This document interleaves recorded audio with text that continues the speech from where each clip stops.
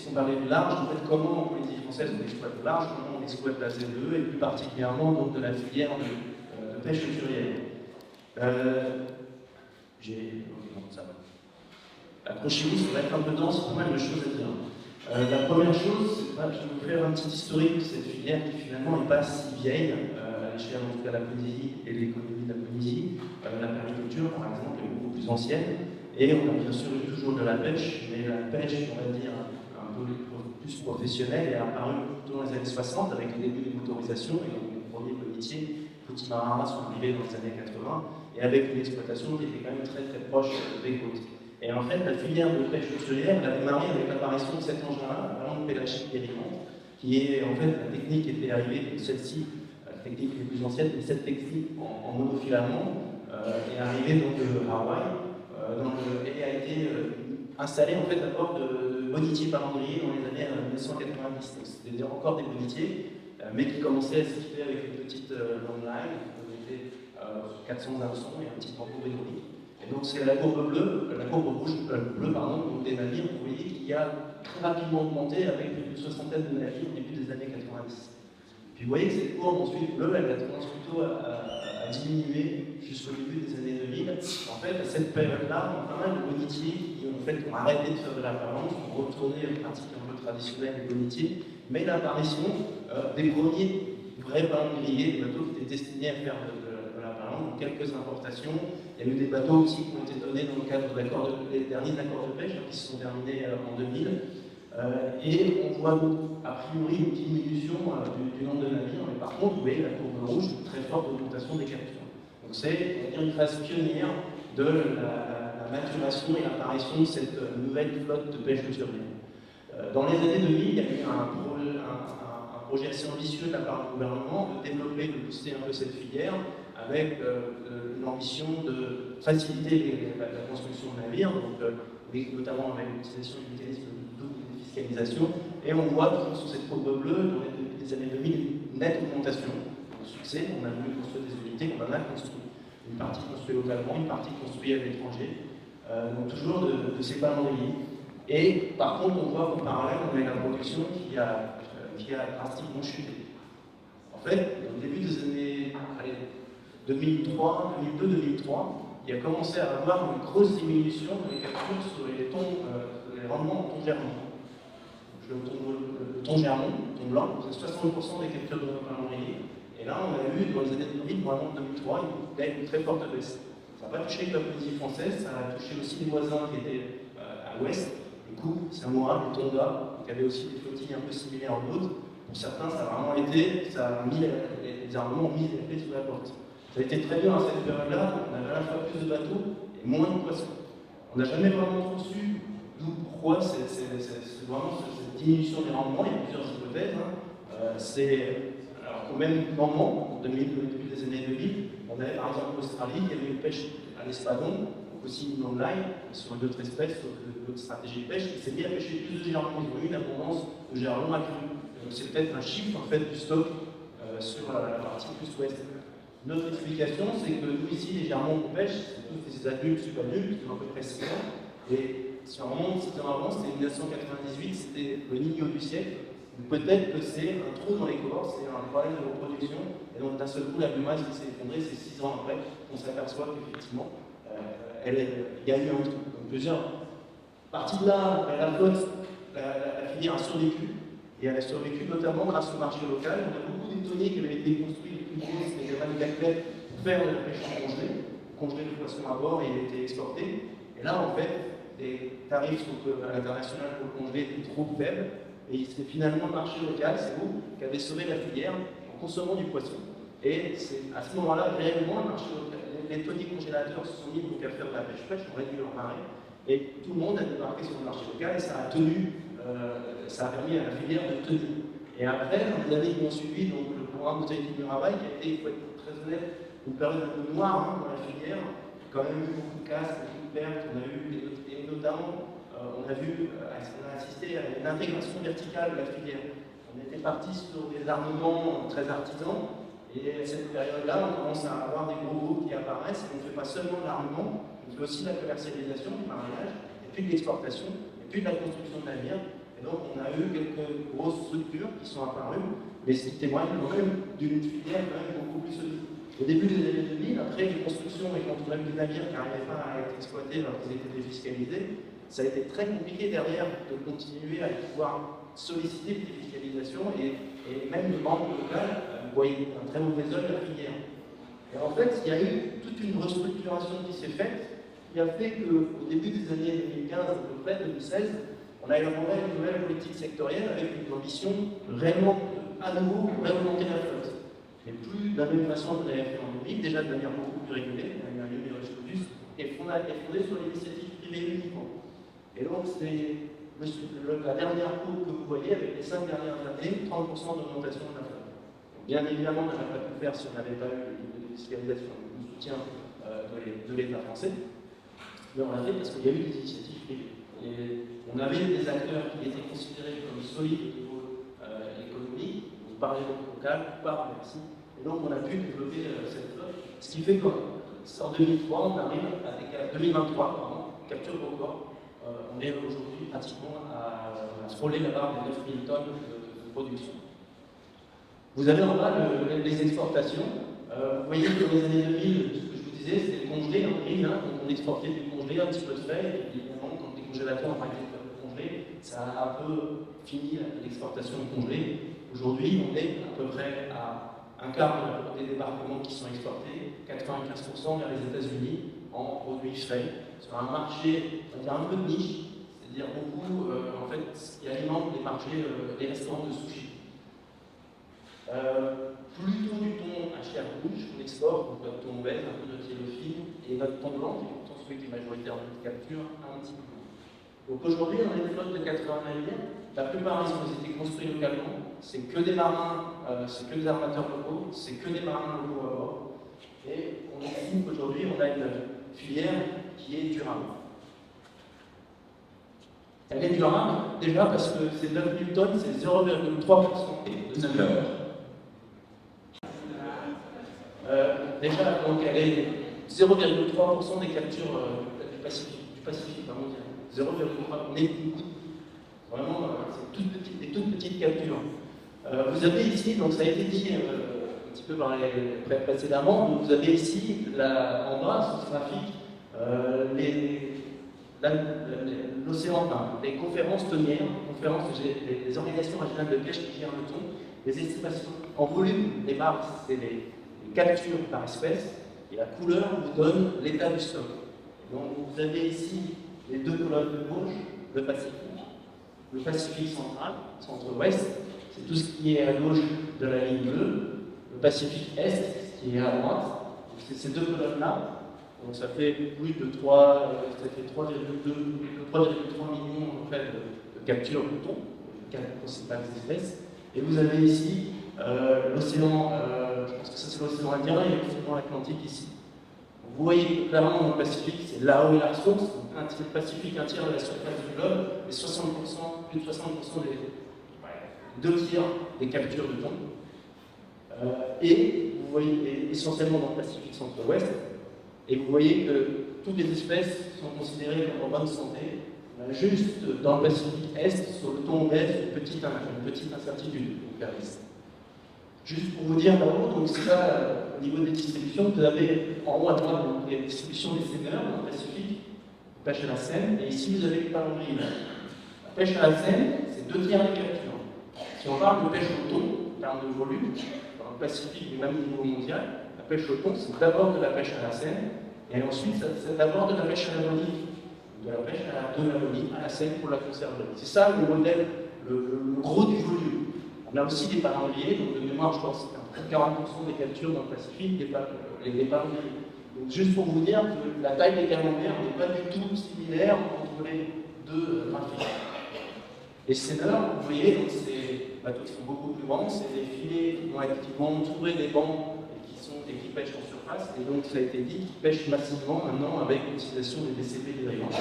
On a une courbe de capture au Pacifique qui est comme ça, c'est parce que c'est les captures des seineurs qui ont augmenté, c'est parce que c'est les captures des seineurs sur les DCP dérivants qui ont augmenté. Et les corrélations sont très très courtes. Donc effectivement, des gros enjeux sur la maîtrise en fait, de cette pêche sur DCP. Et vous pouvez remarquer que c'est une pêche qui est très équatoriale, parce qu'on pêche en surface, on est d'eau chaude, c'est une pêche qui est située très à l'ouest. Vous avez ici des calendriers où là, on a des pêches qui sont un petit peu plus étalées au niveau des latitudes, avec quand même au niveau central, il y a un petit peu plus de rouge, un petit peu plus de jaune, c'est des tons dits tropicaux, le ton obèse et le ton à nageoire jaune. Et vous avez le vert qui est un petit peu plus septentrional, au nord et au sud, qui est le ton blanc, qui a un ton qui est un petit peu plus subtropical. Et donc la zone économique, nous, on est plus ou moins dans l'alignement des zones de pêche au thon, avec le nord, par contre, de notre zone économique, qui est au milieu du Seaground, une des zones les plus productives en thon obèse. C'est pour ça que vous voyez autour de notre zone des gros camemberts sur ce graphique de gauche, ça c'est des ports de pêche de navires étrangers qui pêchent les sashimi boats. C'est des bateaux qui font à peu près minimum 40 mètres, c'est-à-dire 15 mètres, 10, allez, on va dire que le plus petit des bateaux qui est à l'extérieur de la zone fait 10 mètres de plus que le plus gros de nos navires, minimum. Parce que nous, nos navires, c'est entre 13 et 24 mètres. Ici, vous avez notre zone de pêche. Donc vous voyez que toute la zone économique n'est pas exploitée. Les bateaux, je vous ai dit, on est parti sur une pêche-pêche, ça limite effectivement le rayon d'action. Aujourd'hui, c'est à peu près 40% de la zone économique qui est exploitée, avec des zones où il y a pratiquement jamais d'incursion. Et comme on le disait, cette pêche elle est aujourd'hui certifiée MSC.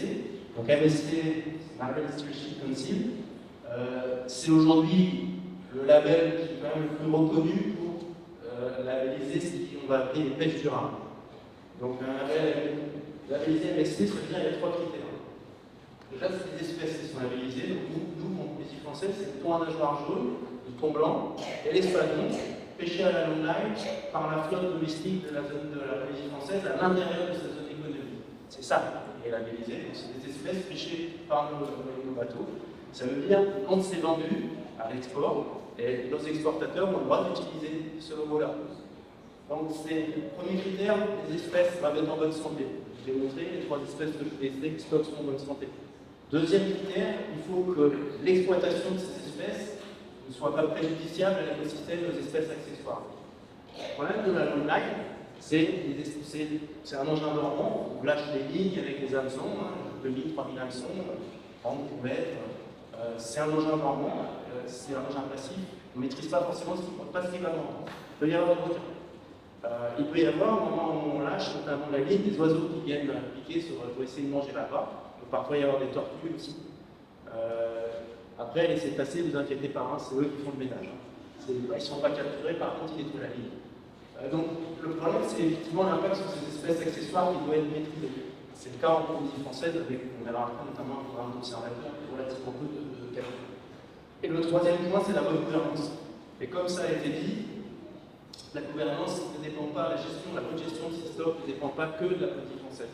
Donc il y a une partie qui se fait en Polynésie française, notamment les gestions de délivrance, le contrôle, les statistiques, le contrôle effectif des bateaux, etc. Mais les règles de gestion qui sont faites au niveau des organisations régionales des pêches, comme ça a été dit, donc au niveau international. Alors, pardon.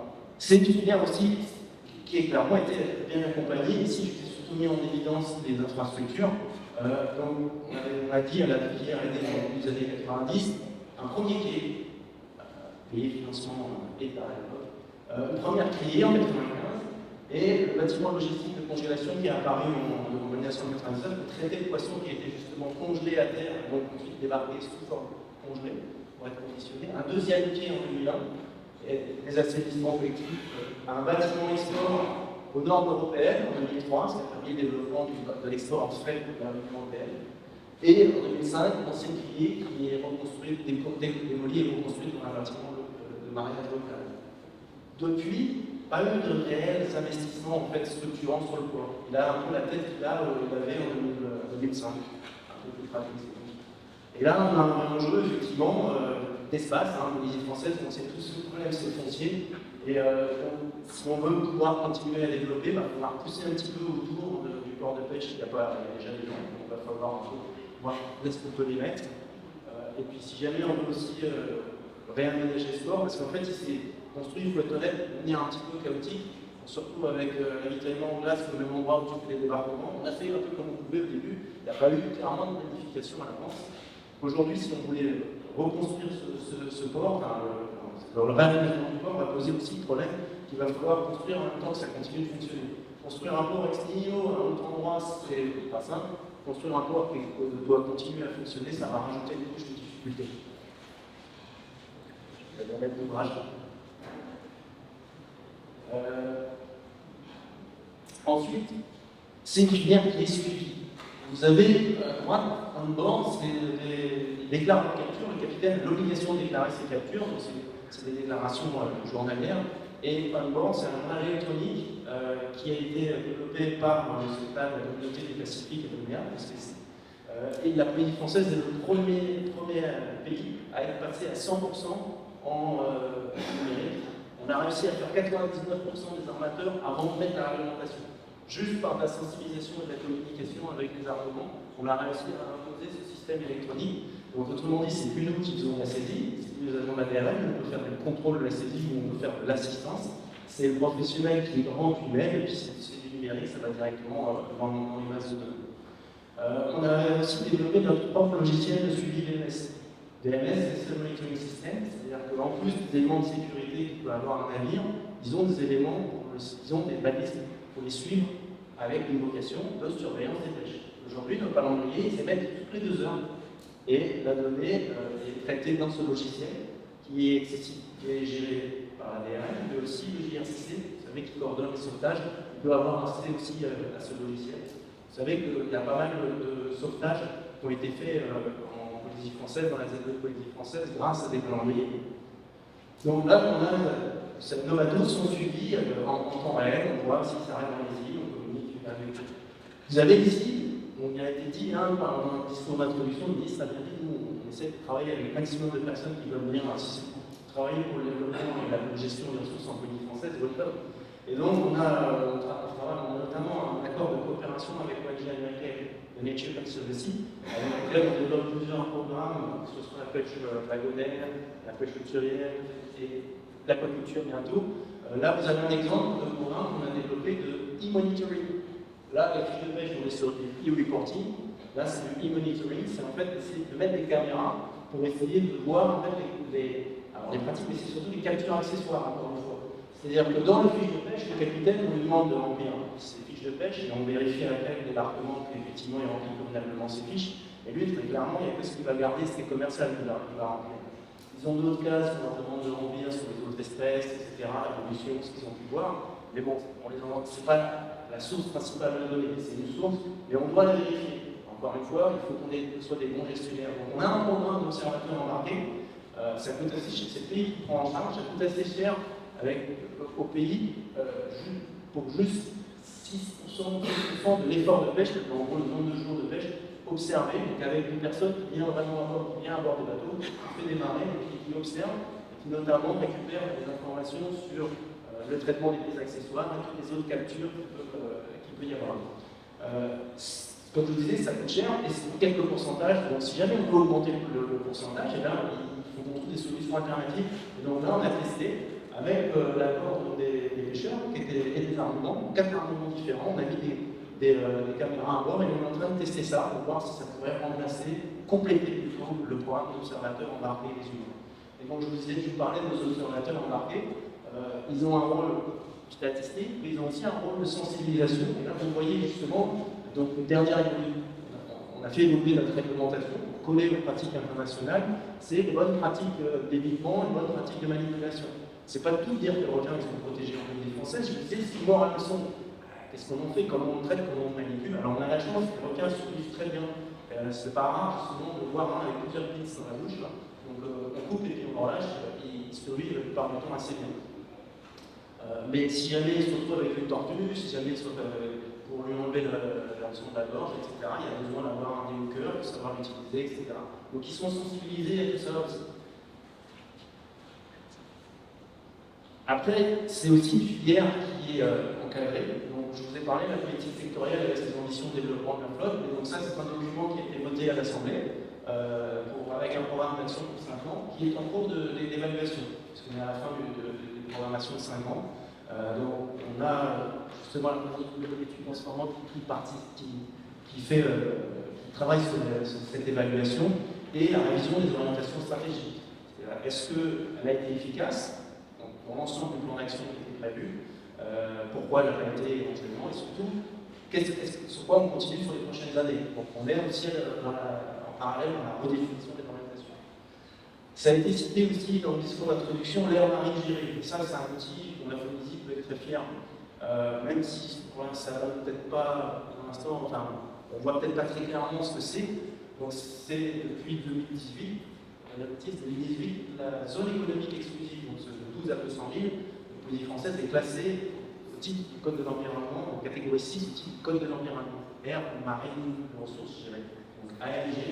Et en fait, l'intérêt de ça, c'est qu'en fait, ça nous oblige un peu à faire de l'interministérialité. Donc là, vous avez eu donc un premier plan de gestion. Ici, ce que je vous présente, et je vous invite vraiment, si vous êtes un peu curieux, à consulter ce document, c'est l'état des lieux qui a été fait, le dernier état des lieux qui a été fait par l'OMB, donc c'est un document qui a à peine un an. Donc, notamment l'état des lieux des usages, mais l'état des lieux aussi des pressions dans la zone économique. Si on veut parler de la marine protégée, c'est important d'identifier où sont les pressions. Et donc ce document fait un état des lieux un peu de tout ce qui est tout ça, les usages et les pressions. De ce document, il y a un deuxième document qui est sorti, qui est le plan de gestion, et le ministre a présenté les 4 grandes thématiques notamment de ce plan de gestion. Donc il y en a une qui est très orientée sur les espèces marines protégées, il y en a une qui est plutôt orientée vers la conservation des ressources halieutiques.